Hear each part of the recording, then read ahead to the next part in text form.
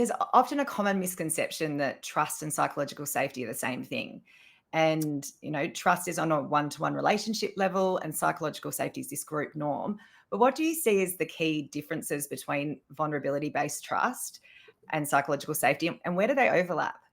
Well, they both have to do with vulnerability. So I'm glad you brought up that idea, right? So vulnerability is the state of being vulnerable, being aware that things could go wrong, right? You could be in harm's way. And I think that's all we should always be aware that we're vulnerable, but in a way that we emphasize and lean into our shared vulnerability. I think that's why teams are so powerful. Effective teams are those where we kind of realize, yeah, we're vulnerable. Like we might not get this done, but we will be much less vulnerable if we're open with each other, if we're open and honest with each other.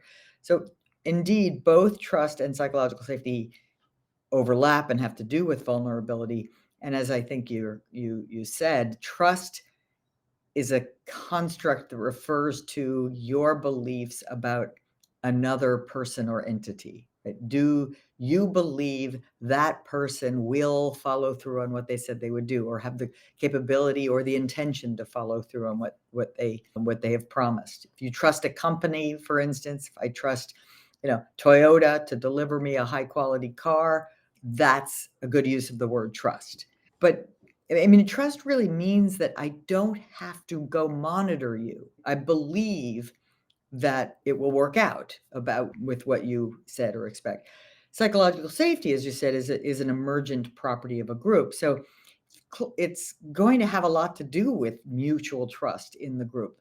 But conceptually, what it means is a learning environment, a climate where people believe that they can take the interpersonal risks that learning necessarily requires, by which I mean, asking for help, pointing out a mistake, sharing a crazy idea, experimenting.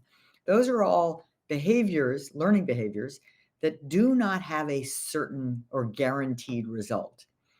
And most of us human beings, we would prefer to have a guaranteed result. So psychological safety says, I feel okay about taking those risks, even though they don't have a guaranteed result, because I do believe I won't be harmed for taking them.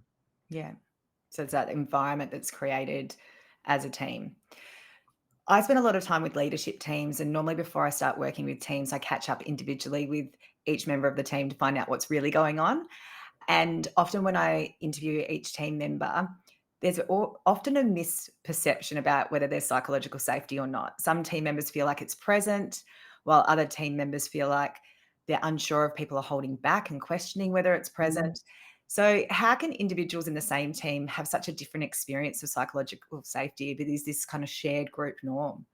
A number of possibilities, right? I Mm, mean, it could be that different people have different familiarity with the team. They have different levels of status in the team. I mean, if I'm a new member of an executive team and I may just not yet know the norms around here, I am likely to be far more risk averse than someone who's been on the team forever and has seen how it operates. So it may be, the first thing I'd look at is asymmetric information or asymmetric experience working with this team.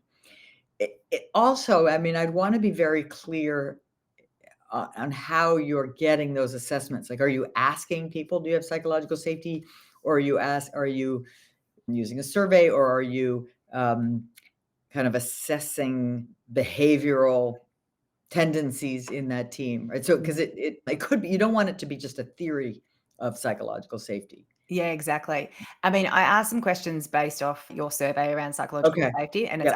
it's asking some questions, but not all the questions that are on the psychological Right. safety survey. So, it's probably not going Yeah. really deep because we're looking at lots of different Yep. things, but it's more about explaining to them what psychological safety is and what their sense of it Okay. is within the And then team. seeing what they think. Yeah. Um, right. So again, different experiences, different status, and possibly like Jim Dietert and I did research where we found that your prior experiences in other teams or other companies can bleed into the present, right? So you might be on a team, like a great executive team that has never humiliated anyone, but you were humiliated in your last job, so you're tiptoeing in a way Mm. that other people aren't, and you're not even aware that you're tiptoeing in a way that other people aren't. Yeah, so it's that ingrained from past experience.